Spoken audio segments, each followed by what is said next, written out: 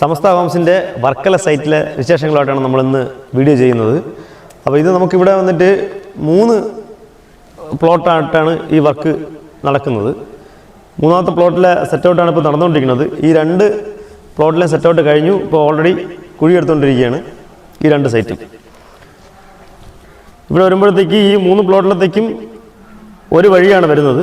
വഴിയിൽ നിന്ന് 3ആയിട്ട് ഡിവൈഡ് ചെയ്ത് സെൻട്രൽ പോർഷനിലോട്ട് ഇതിലോട്ടും പോവും, റൈറ്റ് സൈഡിലോട്ട് ആ ബിൽഡിങ് പോവും, ലെഫ്റ്റ് സൈഡിലോട്ട് ഈ ബിൽഡിങ്ങും പോവും.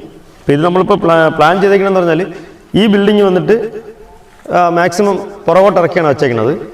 ആ 2 ബിൽഡിങ്ങും മാക്സിമം ഇങ്ങോട്ട് ഇറങ്ങി നിൽക്കുന്നില്ല. അപ്പോൾ അതായത് ഇവിടെ നിന്ന് നമ്മൾ ഈ പോർഷനിൽ നമ്മൾ നോക്കിക്കഴിഞ്ഞാൽ ഈ 3 ബിൽഡിങ് നമുക്ക് കാണണം. ആ ഒരു മെത്തേഡിലാണ് നമ്മളിവിടെ പ്ലാൻ ചെയ്തേക്കുന്നത്. ഇത് വന്നിട്ട് 30 സെൻറ്റാണ് മൊത്തത്തിലുള്ളത്. 30 സെൻറ്റിനെ 3ആയിട്ട് ഈക്വലായിട്ട് ഡിവൈഡ് ചെയ്തിട്ടാണ് ഇത് ഇവിടെ വച്ചേക്കുന്നത്. അപ്പം ഒരു ഫാമിലിയിലുള്ള ആൾക്കാർ തന്നെയാണ് ഇവിടെ താമസിക്കുന്നത്. അപ്പോൾ അതുകൊണ്ടാണത് ഇങ്ങനെ ഇതേപോലെ ഈക്വലായിട്ട് ഡിവൈഡ് ചെയ്തേക്കുന്നത്. ഇതിൽ നമ്മളിവിടെ ശ്രദ്ധിച്ച് ചെയ്യേണ്ട കാര്യം എന്ന് പറഞ്ഞു കഴിഞ്ഞാൽ ഈ ഭാഗത്താണ് നമ്മൾ കന്നിമൂല വരുന്നത്, ഈ ലെഫ്റ്റ് സൈഡിലായിട്ട്.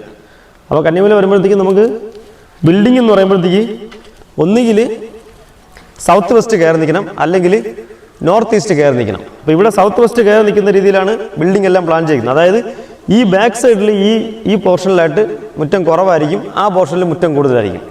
അതുപോലെ തന്നെ ഈ സൈഡ് മുറ്റം കുറവായിരിക്കും, അപ്പുറത്തെ സൈഡ് മുറ്റം കൂടുതലായിരിക്കും. ആ മെത്തേഡിലാണ് 3 പ്ലോട്ടുകളും ആ മെത്തേഡ് തന്നെയാണ് ക്രിയേറ്റ് ചെയ്തിരിക്കുന്നത്. ഇവിടുത്തെ ഈ ഒരു മണ്ണിൻ്റെ ഘടനയെന്ന് പറയുമ്പോഴത്തേക്ക് മേളിൽ നല്ല ഇളകി കിടക്കുന്ന മണ്ണാണ്. ഇത് നമ്മളിപ്പോൾ ഇവിടെ വണ്ടി കയറിയാൽ പോലും ഈ മണ്ണ് താന്നു പോകും. പക്ഷേ എന്നാൽ ഒരു 3 അടി താഴുമ്പോഴത്തേക്കെന്ന് പറഞ്ഞു കഴിഞ്ഞാൽ നല്ല കട്ടിയുള്ള പാറ പോലിരിക്കുന്ന മണ്ണാണ് ഇത്.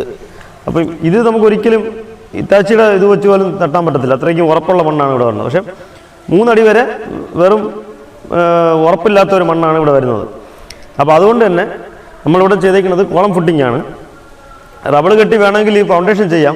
പക്ഷേ നിലവിൽ ഇവിടെ കുറച്ച് ഹൈറ്റ് കൂട്ടാണ് വരുന്നത്. റോഡ് ലെവലും ഇതുമായിട്ട് വരുമ്പോഴത്തേക്ക് 1 അടി ഹൈറ്റ് ഇവിടെ കുറഞ്ഞാണ് വരുന്നത്. അപ്പോൾ നമുക്കിവിടെ ഒരു 1-1.5 അടി ഹൈറ്റ് കൂടി മണ്ണിട്ട് ഹൈറ്റ് ചെയ്യേണ്ടതായിട്ടുണ്ട്.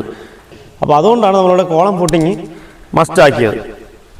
റബ്ബർ കെട്ടാകുമ്പോഴത്തേക്ക് ഇത്രയും ഹൈറ്റിന് പോകുമ്പോഴത്തേക്ക് അതിനകത്തൊരു പ്രോബ്ലം ഉണ്ടാവും. പക്ഷേ അതുകൊണ്ട് ആണ് കോളം ഫുട്ടിങ് ഫുള്ളായിട്ട് ഇവിടെ ചൂസ് ചെയ്തേക്കുന്നത്.